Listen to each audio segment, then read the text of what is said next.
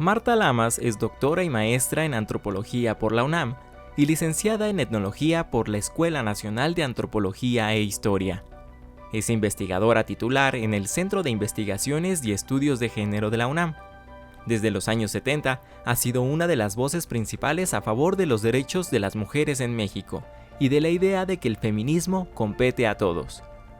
Es fundadora y directora de la revista Debate Feminista, columnista de La Jornada y Proceso, fundadora del Grupo de Información en Reproducción Elegida y forma parte del Consejo Directivo de la Sociedad Mexicana Pro Derechos de la Mujer. Es también fundadora del Instituto de Liderazgo Simone de Beauvoir. Ha dictado cátedra en la Escuela Nacional de Antropología e Historia, la Facultad de Ciencias Políticas de la UNAM y del Instituto Tecnológico Autónomo de México, ITAM. Ha escrito numerosos libros, siendo el último Ideología de Género, Disputas Políticas sobre la Diferencia Sexual, publicado en 2025 por la editorial Taurus. Pues aquí estamos con una gran invitada, Marta Lamas. Ya la conocen, ya vieron su biografía. Un verdadero privilegio recibirte aquí en TV UNAM. Gracias, John. Un gusto de veras, Marta. Eres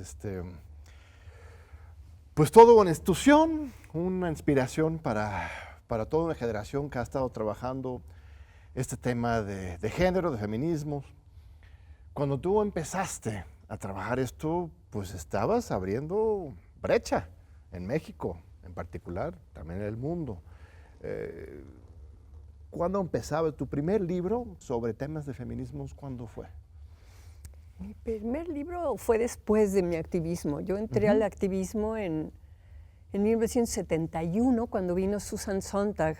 Mira. Aquí a la UNAM, a Ciencias Políticas, a dar una conferencia, y al finalizar la conferencia, pues nos acercamos muchas mujeres interesadas. ¿Tu alumna en este momento? No, digamos, yo no era alumna, yo estaba en el mundo en otras cosas. Y vine a la conferencia y me enganché con Sontag y con el feminismo. Y fue después, yo creo que como 20 años después que saqué un libro. Yo me dediqué durante 20 años a un activismo muy de base, muy de territorio, muy de llevar la buena nueva del feminismo a mujeres de distintas clases sociales, ¿no? Con un proyecto que se llama en un principio Mujeres en Acción Solidaria y luego se llamó Movimiento de Liberación de la Mujer. Mira. ¿No? Y bueno, así empecé, pero el tema de la escritura vino mucho tiempo después. Y también estas iniciativas sociales como Gire, como Semillas, también es hasta 80, Eso 90, es ¿no? los 90. Debate Feminista fue en 1990, Gire fue en 91, 92, Semillas 93, el Simone de Beauvoir en 1996, porque había como que ir construyendo una institucionalidad del feminismo. O sea, había mucha claridad en cuanto a las demandas que había que impulsar, pero necesitábamos palancas para tener una personalidad jurídica y poder participar de otra manera. Y es convertirnos en una asociación civil sin fines de lucro, que fue lo que fue GIRE, Grupo de Información en Reproducción Elegida, y que bueno, 30 años después ahí está vivito y coliendo, ¿verdad? Y ha sido realmente un eje de trabajo para conseguir la legalización de la interrupción voluntaria del embarazo en 25 estados de la República ya, ¿no? Y hemos hecho todo un trabajo de incidencia de casos jurídicos, ¿no? Litigio jurídico, mientras que el Instituto Simone de Beauvoir lo pensamos como un tema de escuela de cuadros feministas, ¿no? Hombres y mujeres, estudiantes, ¿no?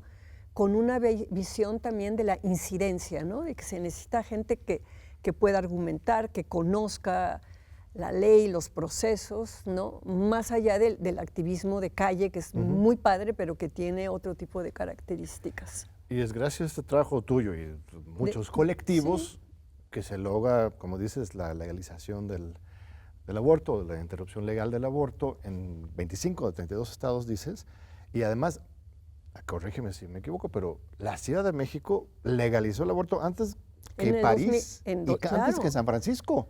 Sí, en ¿no? 2007. 2007, sí. o sea, fuimos vanguardia, pues, gracias a estas décadas de trabajo, ¿no? Bueno, sí, digamos, nos tardamos muchísimo cuando uno ve quiénes empezaron a plantear la legalización del aborto desde los años 30, pues nos tardamos mucho en conseguirla para la Ciudad de México. Y de la Ciudad de México sí realmente va a ser a partir que gana Morena, que en el 2019 ya empezamos con Oaxaca y luego con distintos estados de la República, y en este momento hay 5 estados que no han legalizado. Son Nuevo León, Tamaulipas, Sonora, Querétaro y Aguascalientes. Aguascalientes legalizó, pero luego cambió el plazo, entonces ahorita hay una disputa política, etcétera. Pero ya en 25 estados ya está total. Es un cambio muy fuerte. La semana pasada estuvo aquí Martí Batres, me estaba platicando sobre cuando era diputado local en la Ciudad de México en 97, hicieron reformas al Código Civil, que todavía en ese momento las mujeres no podían volver a casarse hasta un año después de haberse divorciado, ¿no? Que existían todo tipo de términos de hijo ilegítimo, natural en el código. Tuvieron que hacer una reforma muy profunda. O sea, estos últimos 30 años sí han implicado un cambio. Falta mucho, ahorita llegamos a ese punto, pero sí ha habido un cambio muy fuerte, ¿no? Con una perspectiva desde hace más de 50 años que estoy en el activismo feminista, sí hay avances indudables. Y el mayor avance en este momento es Claudia Sheinbaum en la presidencia, Clara Brugada en la jefatura de la Ciudad de México, que son 2 feministas que además están haciendo política con una visión muy feminista. Ahorita llegamos a ese punto. Además, cuéntame un poco más de los 70s, me inquieta. Dices que andabas viajando por todo el país. Éramos unas locas. ¿Qué hacías? Salíamos 20 mujeres con un letrero que decían yo he abortado y todo el mundo se echaba de cosas encima. O sea, en las esquinas, literalmente en la ciudad. ¿O bueno, dónde no, iban? sí, en marchas. Íbamos al Monumento a la Madre y desde el Monumento a la Madre marchábamos al hemiciclo a Juárez, pero éramos muy pocas, ¿no? Y hicimos lo que se llamaban las jornadas nacionales para hablar del aborto. Nos conseguimos algunos sacerdotes progresistas, como Enrique Maza, un jesuita que nos acompañó también cuando se legaliza en la Ciudad de México y se mete la acción de inconstitucionalidad. Y hubo que hacer toda una, digamos, intervención también con los ministros de la Suprema Corte. Y quien nos acompañó con los ministros más conservadores, como Aguirre Anguiano, que era muy católico, pues fue Enrique Maza, que le argumentaba pues, que se puede ser católico y entender que el aborto pueda ser una realidad en términos de acceso a un servicio de salud, ¿no?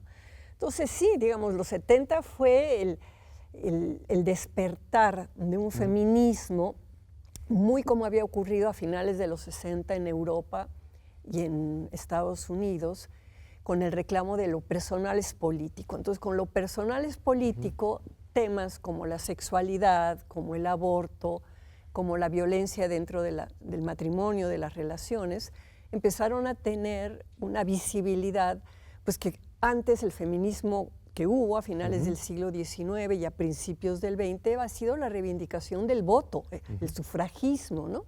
Y lo que va a cambiar con esta segunda ola del feminismo va a ser el tipo de demandas que tienen que ver con esto de lo personal es político. Y ahora ya estaríamos en una tercera ola, ¿o no? No, ahorita estamos en la cuarta ola. La Ajá. cuarta ola que se caracteriza primero por un uso de las redes sociales Claro. y del internet, ¿no? Las convocatorias.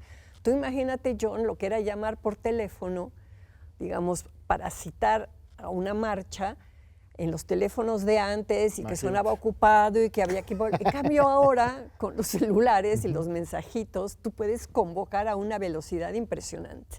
La otra característica de la cuarta ola es el interés en la violencia, es el sentido del humor, ¿no? Las memes y las cosas que se mandan, ¿no? Hay un giro distinto, pues, ¿no? Entonces sí, hay lo que ya se llama la cuarta ola del feminismo, que va a empezar en Europa, en Estados Unidos, en el 2012, y que aquí en México va a agarrar mucha fuerza con el Me Too, ¿no? Entre 2017 y 18, y con la movilización que hubo aquí en la UNAM, ¿no? Sobre todo en Filosofía y Letras, con las mujeres organizadas de Filosofía y Letras, las NUFIL, ¿no? Que su paro de 5 meses llegó a que por primera vez se tomara en serio como una causa importante la violencia de género, ¿no? Y que se hiciera una comisión para la igualdad de género en la UNAM. Hay una festividad, una fuerza, una profundidad muy especial en el feminismo latinoamericano, ¿no? Bueno, mexicano en particular, pero muchas veces uno imagina el feminismo, lo has mencionado un par de veces, ¿no? Viene de Europa, los Estados Unidos, las olas, esta categorización, pero sobre todo en los últimos años, nosotros ya estamos poniéndonos a la vanguardia. Es una fuerza del movimiento feminista latinoamericano que no se siente en otros lados, o estoy exagerando. No, yo creo que el feminismo latinoamericano, y empezó con mucha fuerza también en Argentina, en Colombia, la demanda de ni una más en cuanto a la violencia, que se ha, digamos, extendido en muchos países de América Latina, ¿no? Lo que tiene muy característico y único en México es que ese feminismo en la calle y esa movilización ha impulsado a que de repente el hecho de tener una presidenta mujer que además se asume feminista y que está planteando un tiempo de mujeres, un no llego sola, llegamos todas, ¿no? Y eso no está pasando en ninguna otra parte, ¿no? Creo que en ese sentido, aunque la trayectoria política de Claudia fue muy desde la lucha estudiantil y desde la lucha de una izquierda que lucha por la justicia social, ¿no?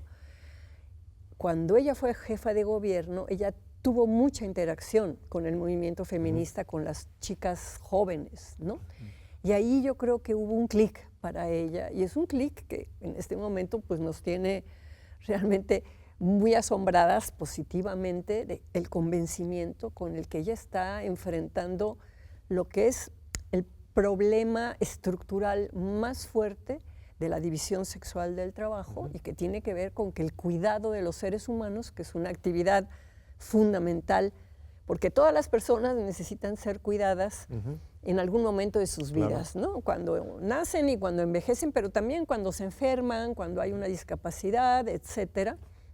Entonces, entender la importancia del cuidado para cerrar las brechas de desigualdad, Claudia lo tiene muy claro. Igual que Clara, pero Clara estuvo desde antes en el movimiento feminista, desde el temblor de 85, y ella estuvo muy, muy presente con la CONAMUP en ese momento, ¿no? Y las feministas tuvimos mucho que ver en el movimiento de las costureras. Yo conocí entonces a Clara, la conozco hace 46 años, a Claudia la conocí apenas como jefa de gobierno, ¿no? Entonces, el tener estas dos cabezas feministas, una en el gobierno federal y otra en el gobierno de la ciudad, sí está planteando no solo una narrativa nueva sobre la problemática de la mujer, sino ya medidas muy concretas. O sea, Claudia con decreto presidencial mete la igualdad sustantiva, que es más que la igualdad formal de la ley, ¿no?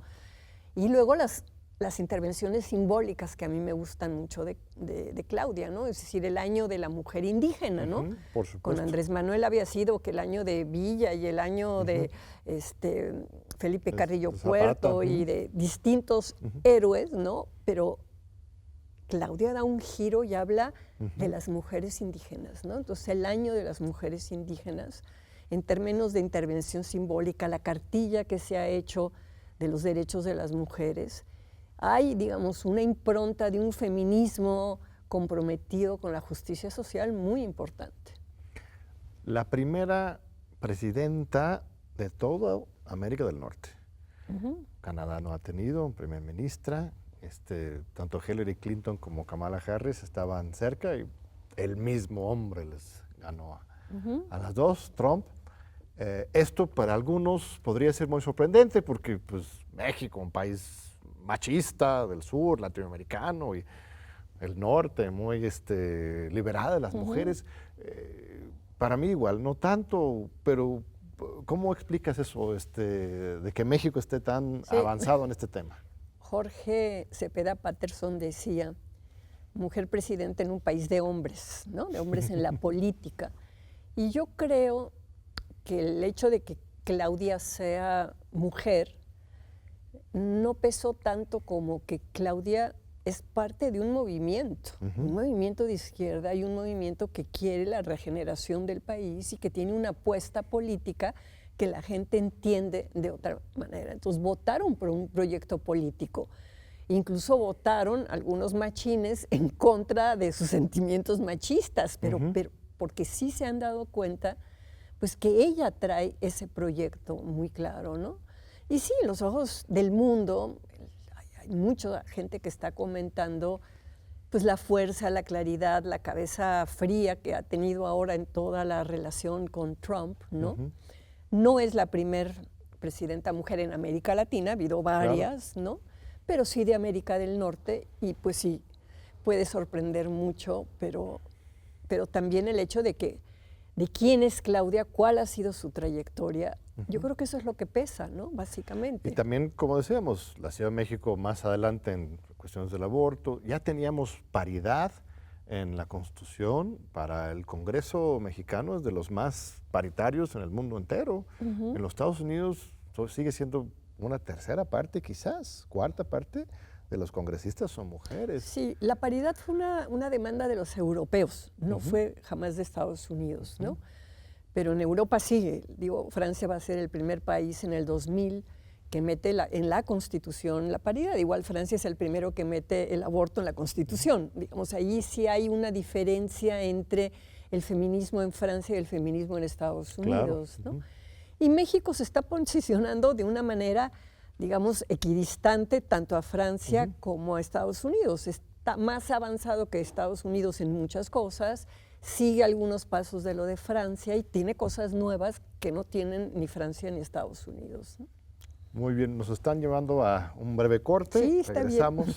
Claro en que 2 sí. minutitos para continuar con este muy importante diálogo profundo e importante para todos que escuchen, hombres y mujeres. No se vayan, 2 minutos, regresamos con Marta Lamas. Estamos conversando con Marta Lamas, gran académica de la UNAM, activista, una mujer muy elocuente que nos está enseñando muchas cosas. Ella tiene un libro nuevo que salió hace apenas unos meses, Ideología de Género, Disputas Políticas sobre la Diferencia Sexual.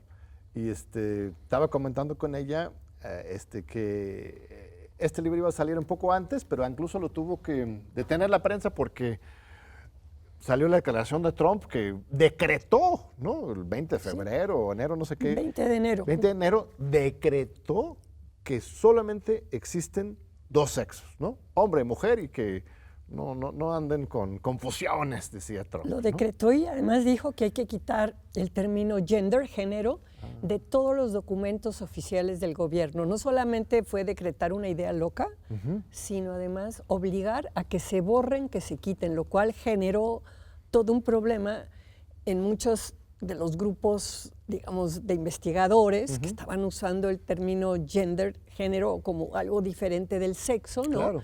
Y que ahora tienen como que reformular la manera en que han planteado sus investigaciones y sus resultados, ¿no?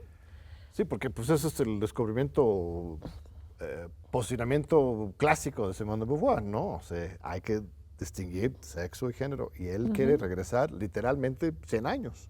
Sí, es una barbaridad O sea, absoluta. eliminar el concepto de género. No, pero además es un tema muy discriminatorio, porque todas las personas que ya se habían registrado con una identidad no binaria, disidente, las personas trans, ¿no? Ahora no se va a permitir. Digo, ya había pasaportes, ¿no? De personas en donde en vez de male o female, ¿no? Había una X que tú podías ser una persona no con los sexos tradicionales o el género tradicional, sino con una X, ¿no?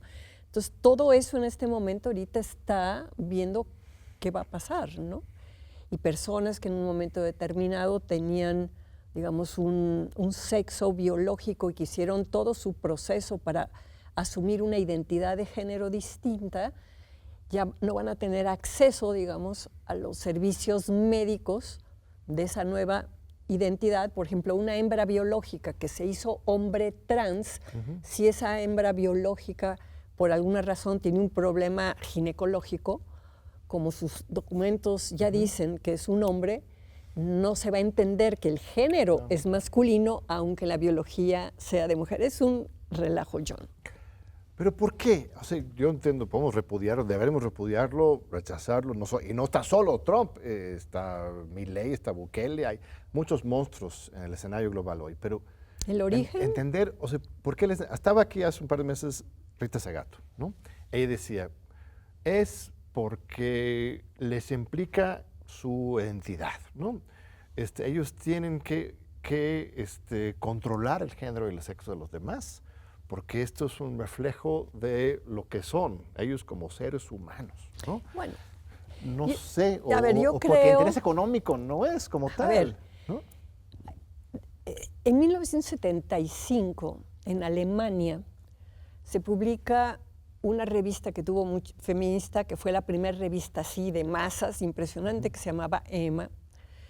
Y en ese momento, Ratzinger, que luego fue el Papa Benedicto, se impacta con lo que es la llegada de ese feminismo de la segunda ola y se da cuenta que el reclamo de igualdad, de que las personas puedan elegir su profesión, las tareas, lo que quieren estudiar, lo que quieren ser, independientemente de su condición biológica, ponía en riesgo, digamos, el mandato divino de que las mujeres tienen que tener todos los hijos que Dios les manda y sobre todo el dogma de la Iglesia Católica de que los sacerdotes son exclusivamente hombres y los papas exclusivamente hombres.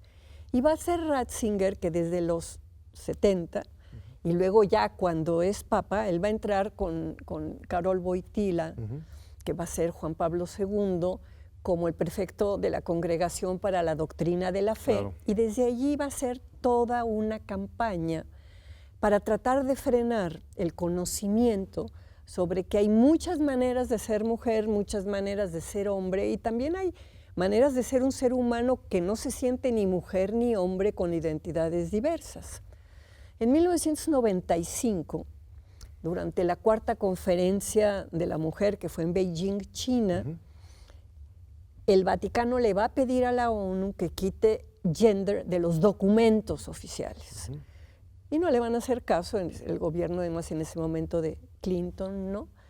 Y, digamos, a partir de ese momento, el Vaticano va a ir buscando alianzas con los grupos más conservadores y en el 2012 va a tener una reunión con figuras muy importantes del mundo empresarial, los grandes billonarios rusos, gente de Europa, de México fue el hijo de Carlos Slim, Patricio Slim, que es el que ha financiado a Provida, ¿no?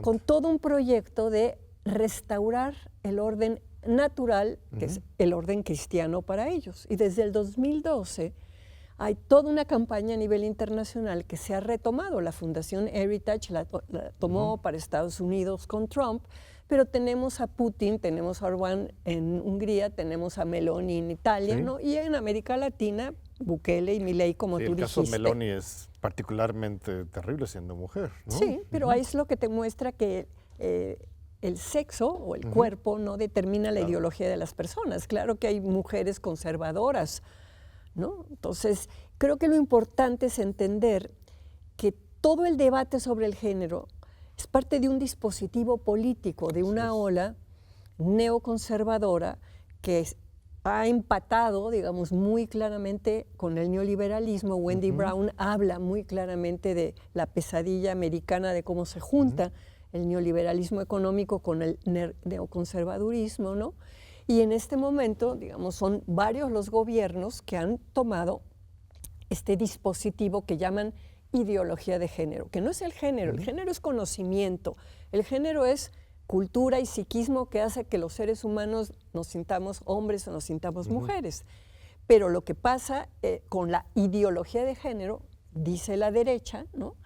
es que la ideología de género es una amenaza para las familias. Y hacen campañas como, con mis hijos no te metas, y piensan que las personas gays, lesbianas, son un riesgo y que no deben de ser maestros porque pueden abusar o pervertir a la infancia, y están en contra del uso de anticonceptivos porque hay que aceptar los designios de Dios, ¿verdad? Del aborto, de la eutanasia, del divorcio. Es todo un paquete, digamos, la propuesta, y a eso lo llaman ideología de género, aunque tiene muchos componentes que ni siquiera tienen que ver precisamente con el género.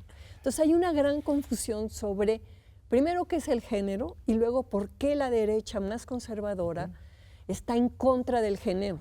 Es que, a ver, Trump sí es religioso, pero no es particularmente, o sea, más que Bush, o sea, no es alguien que realmente sea un líder religioso. No, pero Trump es el caballito de Troya de la Fundación Heritage y de la derecha cristiana, ¿no? Entonces, digo, él en lo personal a lo mejor no es un evangélico de estos enloquecidos, pero él es un instrumento y él es parte de un proyecto que ya viene. Es decir, que ellos han estado haciendo, fíjate, como en paralelo a lo que han sido las resoluciones de Naciones Unidas. Naciones Unidas tiene una convención sobre derechos humanos, ellos han hecho una convención sobre la vida y dicen que el derecho a nacer va en contra de los anticonceptivos y el aborto, que todo ser humano tiene derecho a nacer y que nadie le puede impedir a un ser humano que está en gestación nacer, ¿no? Entonces van haciendo cosas en paralelo y han ido haciendo una sustitución en ciertos países, ¿no?, de las cabezas intelectuales en los centros de estudios de género. Se están cerrando. El primero que cerró fue en Florida, ¿no? ¿Cómo se llama? DeSantis es el gobernador de Florida, DeSantis, ¿no? Bueno, sí, digamos, no sé. Ajá, sí. Digamos, él cierra en una universidad pública el Centro de Estudios de Género, y Trump ya dijo que va a cerrar los centros de estudio de género. Aquí en la UNAM yo trabajo en el Centro de Investigaciones y Estudios de Género, y nos sentimos bastante tranquilas de tener el gobierno que tenemos, claro, ¿no? Entonces, esto lo que hay que verlo es como parte de esta batalla cultural por la narrativa que ellos plantean, que hay cuestiones naturales, y nosotros planteamos que no hay esencias, ¿no? Que los seres humanos somos una mezcla de cuerpo, de mente, de inconsciente, ¿no? Y que hace que haya la posibilidad de tener distintos deseos, distintas identidades, ¿no? Y no que porque naciste con cromosomas XX o XY, ya tu caminito en la vida es tal cosa o tal otra. Entonces, siguiendo la investigación, te remontas hasta Ratzinger, hasta Benedicto, ¿no? Y todo el proceso que ha llevado que en este momento lo que fue inicialmente una cruzada religiosa se haya vuelto una batalla política. Sí. Yo quisiera también ver el otro lado de la moneda. Si están tan asustados, ¿no?, con este fenómeno de la confusión de género de sexo, como ellos lo ven, esto implica que la batalla por liberar y flexibilizar nuestras comprensiones del sexo, del género y el feminismo como concepto, un movimiento más amplio, realmente está avanzando. O sea, ellos están reaccionando a unos avances de estas últimas décadas que hemos trazado.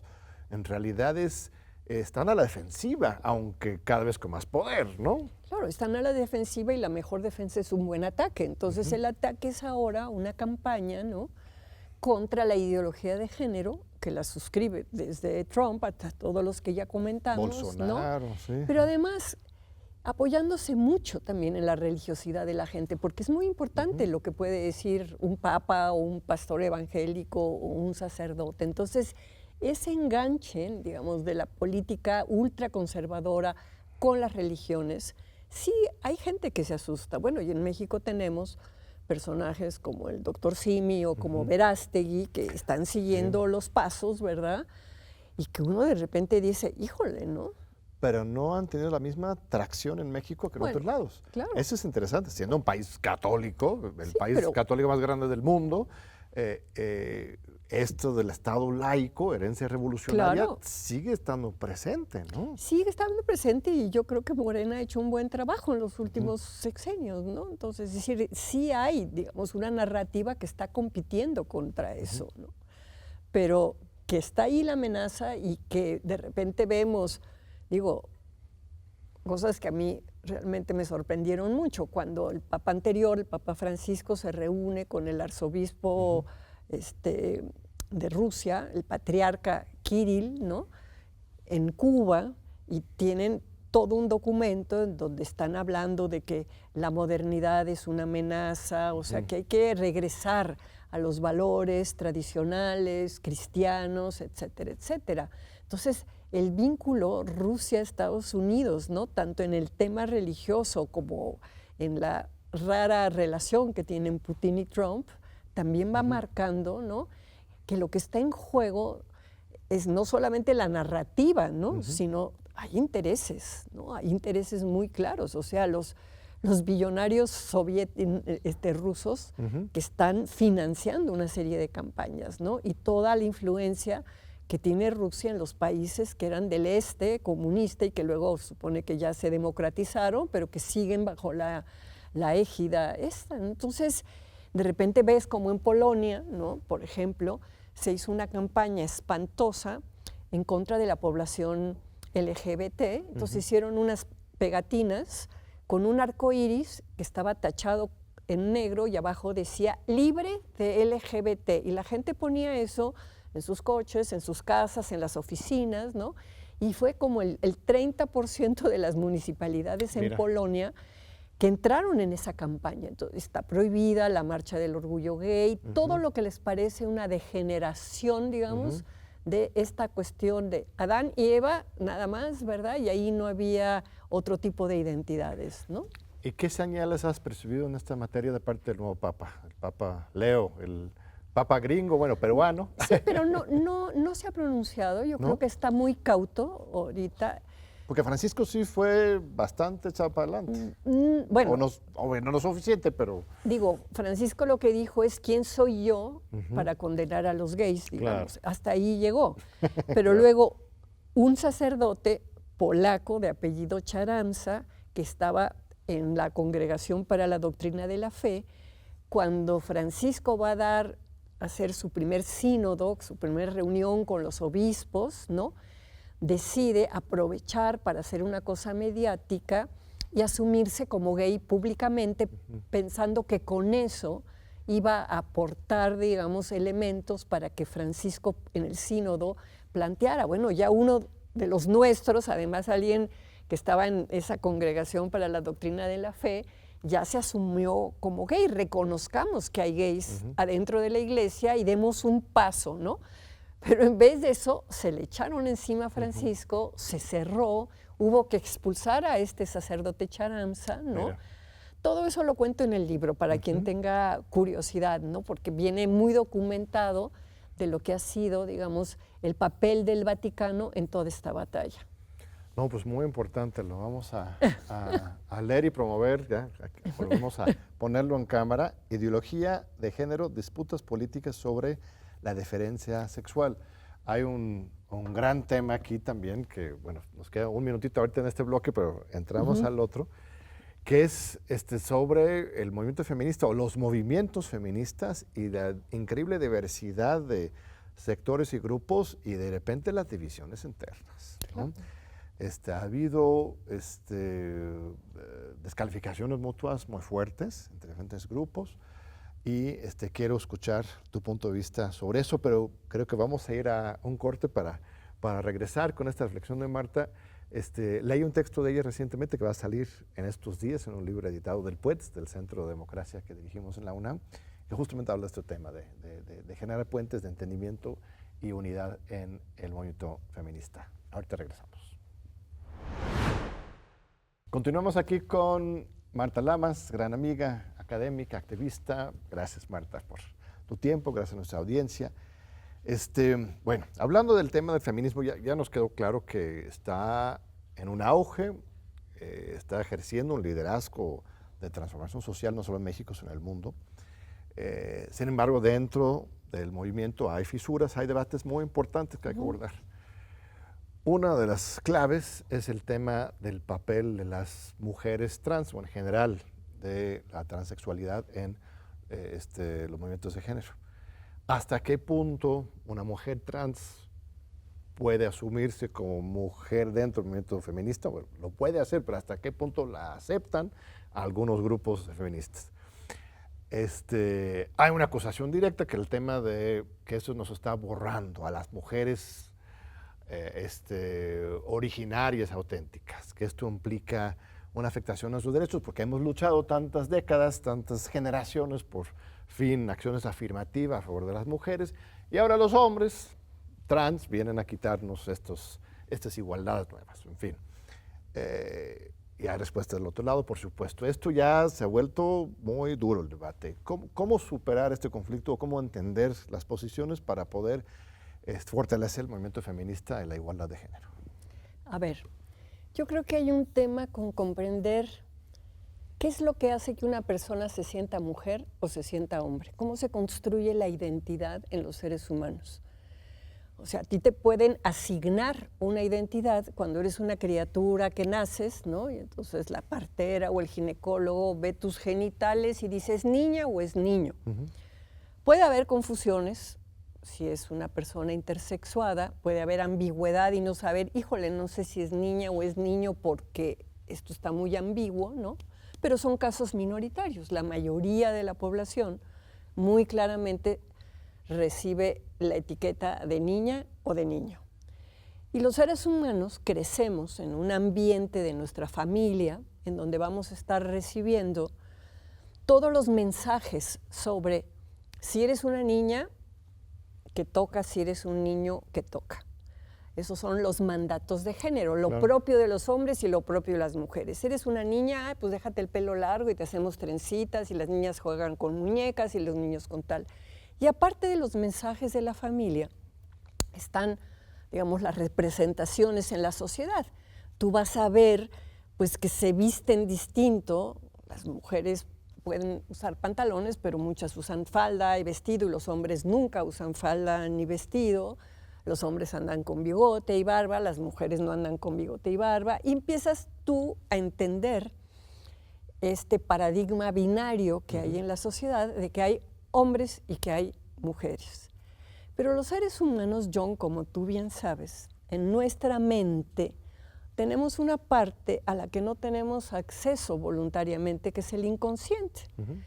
Nos damos cuenta con los sueños, ¿no? Los sueños aparecen cosas que no controlamos a voluntad.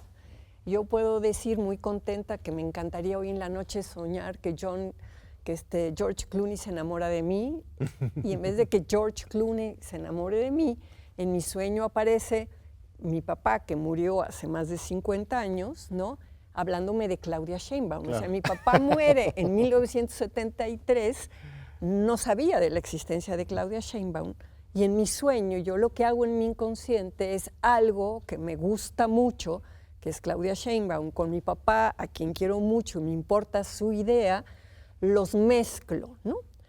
De la misma manera, en el inconsciente mezclamos la identidad y nos vamos sintiendo más mujeres, hombres, o no nos sentimos mujeres y hombres y sufren las personas que no se sienten una cosa u otra, ¿verdad? O podemos hacerlo de manera cruzada. Y puede ser que una hembra humana, una criatura que nació con cromosomas X y X, y que la familia le ha dicho que es una niña, y empiece desde chiquita a decir, no soy niña, soy niño, y corten el pelo, y no quiero vestido, y quiero que me pongan pantalones, porque ella, su identidad, a pesar de que la familia le dijo niña, le puso nombre de niña, ella se siente otra cosa. Entonces el tema de la identidad es un tema que solo con mucho debate público y mucho conocimiento, y que entre, digamos, en el discurso y en la narrativa, de que uno no elige voluntariamente la identidad, que hay una parte en esa elección, sigues un poco lo que te dicen en tu casa, pero de repente se puede ir para otro lado. Y eso no solamente con la identidad de género, con las identidades políticas, con las identidades religiosas. A veces los hijos no siguen el camino de los padres, ¿no? O las hijas no adoptan la religión de la mamá, en fin. Hay muchos cambios que tienen que ver con los procesos propios de cada persona. Entonces, ha habido personas que se han sentido del otro sexo en todos los momentos históricos y en todas las culturas. Claro. Sí, eso no es tan nuevo. Uno de los manera. casos más famosos en el siglo III de la era cristiana, el emperador Marcos Antoninus, ¿no? Bueno, ofreció la mitad del Imperio Romano al médico que lo pudiera convertir en mujer porque se había enamorado de Heriocles, ¿no? Es uno de los casos, digamos, en la cultura occidental que tenemos. Y luego a lo largo de los siglos ha habido muchos casos de hombres que se vestían de mujeres y luego los agarraban, de mujeres que se vestían de hombres para poder entrar en el ejército. El cambio de sexo, digamos, va a cobrar una realidad distinta en el siglo XX por el adelanto de la medicina, donde va a haber una oferta de los médicos de si tú te sientes mujer, pues yo te opero. Porque había hombres, y eso fue un caso, muchos casos de hombres que se mutilaban a sí mismos el pene, ¿no? Entonces, bueno, ya hubo la posibilidad de que los operaran. Entonces, a esos casos se les llamó transexuales, porque trans quiere decir del otro lado, transatlántico del otro lado del Atlántico, transexual del otro sexo, han existido toda la vida. Claro. Cuando el movimiento feminista de la segunda ola, digamos, empieza a ser un movimiento masivo, también muchos de los machos humanos que se sentían mujeres y que empezaron a padecerse en las cuestiones feministas, ¿no? En un grupo de feministas empezó a generar rechazo diciendo, ellos han sido criados como hombres y que ahora me digan que son mujeres, pues no se los creo. Para ser mujer hay que haber menstruado, decían primero. Pero bueno, hay mujeres de mi edad que ya no menstruamos y somos mujeres, entonces dijo, no, no es menstruar, es tener un útero, ¿no? Entonces hay toda una discusión sobre qué te hace mujer y qué te hace hombre. ¿Y cuál es el sujeto político del feminismo? ¿Va a ser solamente las hembras humanas o van a haber, digo, yo creo que el sujeto político del feminismo también son los hombres como tú, digamos, que no eres trans, ¿no? Es decir, los hombres cis, lo contrario a lo trans es lo cis, quiere decir de este lado. Entonces, un macho humano que se asume hombre como tú, eres un hombre cis, yo soy una mujer cis, pero hay hombres trans y mujeres trans. Y hay un sector del feminismo que se siente muy amenazado porque muchos países han abierto políticas afirmativas. Ha habido una brecha, un escalón más abajo, en algunas sociedades era mucho más abajo, en otras menos, y los gobiernos han hecho políticas específicas para mujeres, políticas de igualación, haciendo toda una serie de beneficios, trabajos, prioridades para equilibrarlas. Y entonces las mujeres trans empezaron a recurrir a esas cuotas que se hacían, ¿no? Cuotas de mujeres en cuestiones de política, en muchas cosas. Y empezaron a decir, no se vale, ellas no son verdaderas mujeres. Yo creo que aquí hay una discusión de fondo que tiene que ver con el esencialismo, si realmente los cromosomas de una persona van a determinar su vida o si van a ser complejos procesos psíquicos y sociales que hacen que un ser humano se asuma de una manera determinada. Y entonces sí, hay una división en el movimiento feminista entre las feministas que rechazan a las mujeres trans y las que las aceptamos. Curiosamente, en el debate no aparecen los hombres trans, que son hembras que se han transformado como hombres, ¿no? Muy famoso Paul Preciado, por ejemplo, ¿no? Y bueno, si tú empiezas a tomar testosterona, te empiezan a salir bigote y barba y puedes pasar por un hombre, ¿no? Vendándote los pechos o incluso operándotelos. Entonces hay una discusión que pasa por la identidad, por el sujeto político y por el tema de que todos somos seres humanos, deberíamos de tener los mismos derechos humanos. Y si tú no quieres estar cerca de una persona trans, pues no estés cerca de esa persona trans. Pero esa persona trans tiene derecho a los mismos derechos que tienes tú. Sí, eso es lo central, la igualdad, ¿no? Evitar utilizar el género o el sexo para intentar justificar alguna desigualdad, ¿no?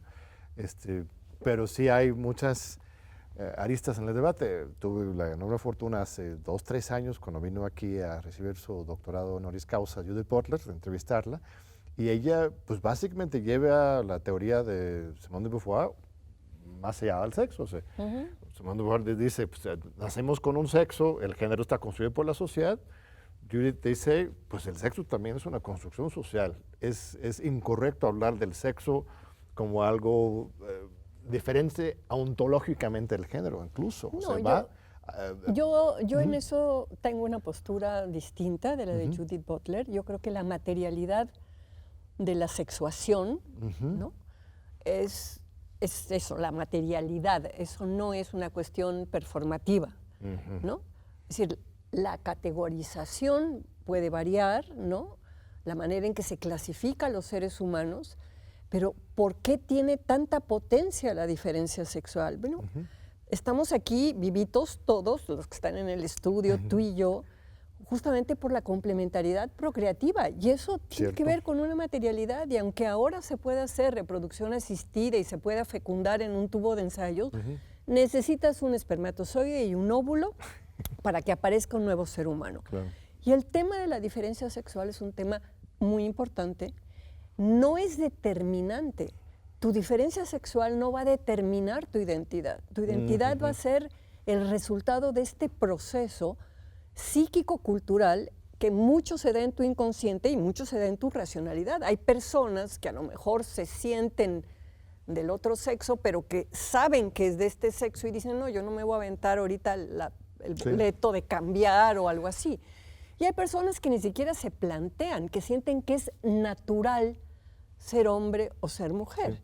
Entonces yo creo que, de veras, el tema del conocimiento, y en el Centro de Investigaciones y Estudios de Género tenemos mucho al respecto, ¿no? Es mostrar cómo se van construyendo las identidades y cómo una identidad no puede ser materia de discriminación. Ni una identidad étnica, ni una identidad religiosa, ni una identidad política, ni una identidad de género.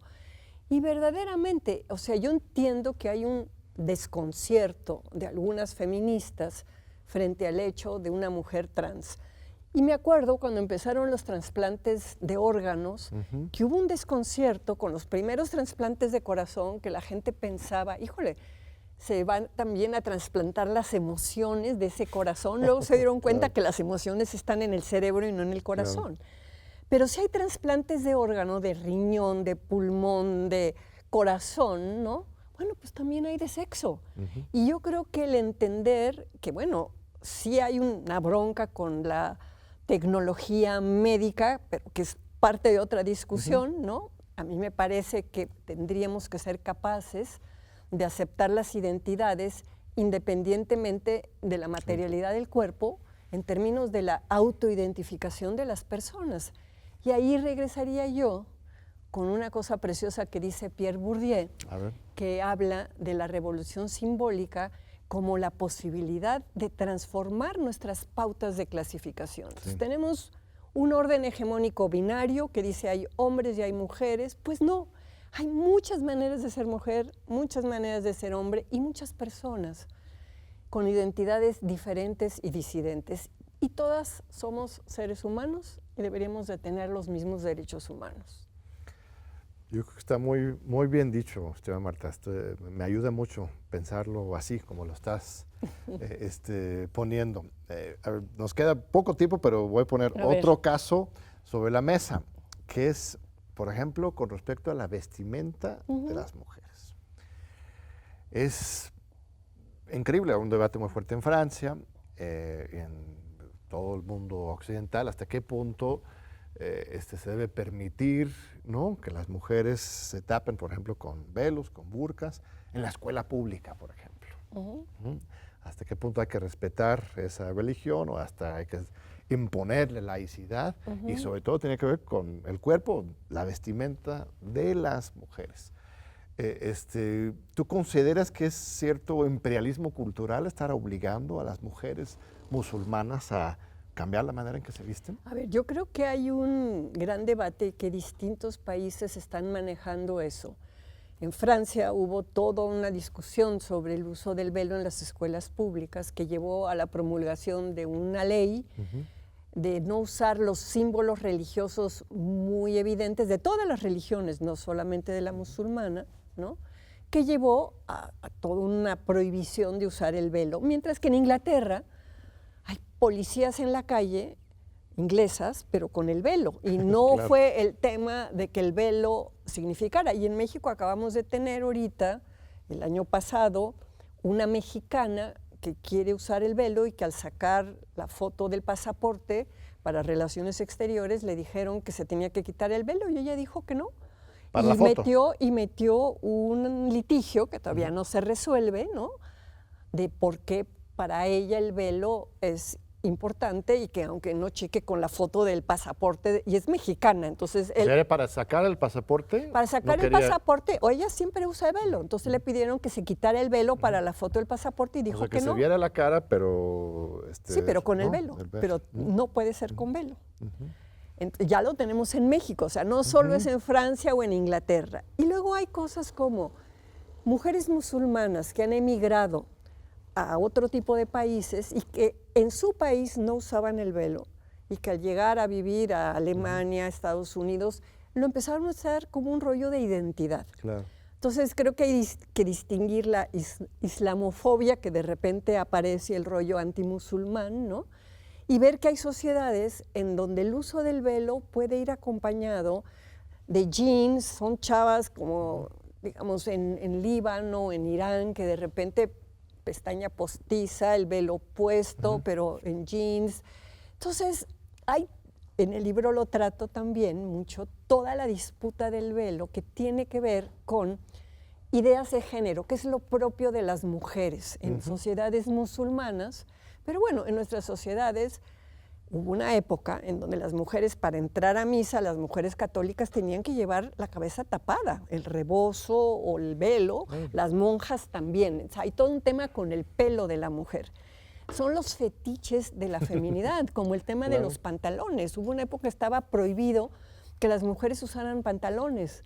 Países como Francia tenían una cosa de meter a la cárcel a la que anduviera en pantalones, pero en 1936 Marlene Dietrich llega a París y el gran escándalo es, ¿la va a meter el alcalde de París o el prefecto de la policía a la cárcel por andar de pantalones? Pues no.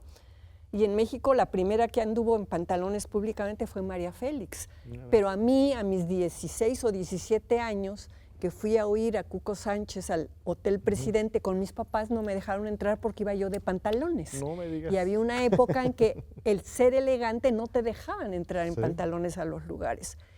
Y los hombres no pueden usar faldas. ¿Te acuerdas lo que le pasó cuando Claudia Sheinbaum era jefa de gobierno?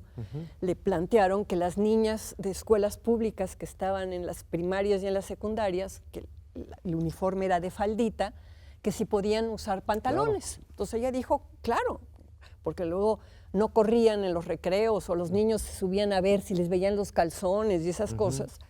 Y aceptó. Y hubo un periodista que el día que se da la noticia le pregunta a Claudia, ¿y si los niños quieren ir de falda? Y ella inocentemente dijo, pues adelante. Y se armó un escándalo que tuvo que salir Moctezuma, que era el secretario de Educación, a decir que la instrucción era solamente que las niñas con pantalón, pero los niños no con falda. Claro. ¿Qué le pasa a los hombres si se ponen falda? Pierden la masculinidad, se les ve el pito y los testículos. O sea, ¿cuál es el miedo de la falda? Claro. El profesor de Derecho, en la Facultad de Derecho en la Universidad Veracruzana, hace 2 años, en el 22, le hizo un reto a sus alumnos, hablando de estas cosas de género, que a ver quién se atrevía a ir con falda. Y salió, te puedo mandar luego la fecha, no me la sé de memoria, creo que fue en noviembre del 2022, en el periódico Universal, la foto que le sacó Cuarto Oscuro, de los estudiantes de Jalapa de Derecho en falda y el profesor en falda, ¿no? Bueno, fue un día y fue un escándalo. Entonces, eso es el género, el que tenemos simbolizado los pantalones como masculino y que entonces no se quería que las mujeres se masculinizaran usando pantalones y ahora la falda, no queremos que los hombres se feminicen usando faldas, cuando es muy rico usar faldas. Estoy de acuerdo, querida Marta, nos están llamando al orden aquí, que ya estamos En tiempo. rebasados del tiempo, Bueno, aquí ya escuchándote me con voy. tanta atención. Qué deliciosa plática, de veras que rico que aprender de ti, escucharte. Espero que regreses pronto, Muy querida bien, Marta. muchas Esta gracias. Es tu casa, tú eres La profesor UNAM de es lo aquí. máximo. Eso, viva UNAM, vivan a los estudiantes, las mujeres, los hombres, todos los géneros y sexos que han habido y por haber. Y estamos aquí celebrando a la gran carrera de Marta y su libro Ideología de Género. Consíguenlo y nos vemos muy pronto, en 8 días, aquí para continuar con los diálogos por la democracia en Telura.